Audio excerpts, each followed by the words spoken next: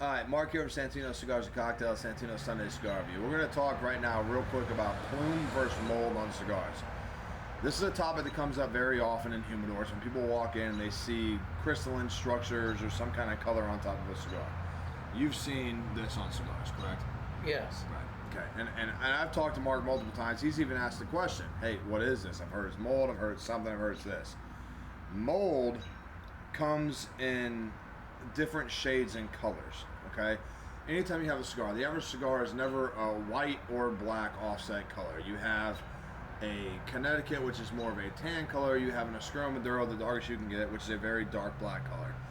If you ever grab a cigar and you see a blue, green, yellow, or orange growth on a cigar, that is mold.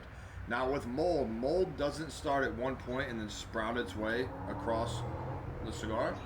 Mold has to grow from one stem and grow up a pattern through whatever that is growing on. Anytime that you grab a cigar, it doesn't matter the color of the wrapper or the structure of the wrapper, when you see a crystalline structure that is popping up across cigars, you got a spot here, here, here, here, and here, that is plume. What plume, bloom, whatever version of the word you want to say, that is the prime moment to smoke a cigar.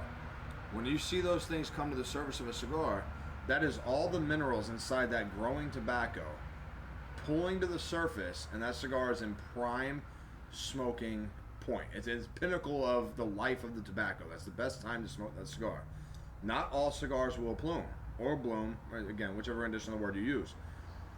Certain cigars can age over time. Cigars that do age well over time, you will see this structure grow in the tobacco. When you pick it up, if you can grab the cigar and take your finger and wipe like this, and it disappears, the cigar looks good again. That is the mineral that you just wiped away from that cigar. Don't ever be afraid to grab a cigar unless you see it in that rendition of color that I said. You know, your blues, yellows, greens. If it looks like mold, think about mold on bread. Mold is never white. It's always green, brown. It's got some weird color on it. You know, the penicillin that grows through cheese, that is growing on top of cheese, when it turns into that weird almost flower / weed state that grows on top of a cheese block. That is what you're looking for in cigars.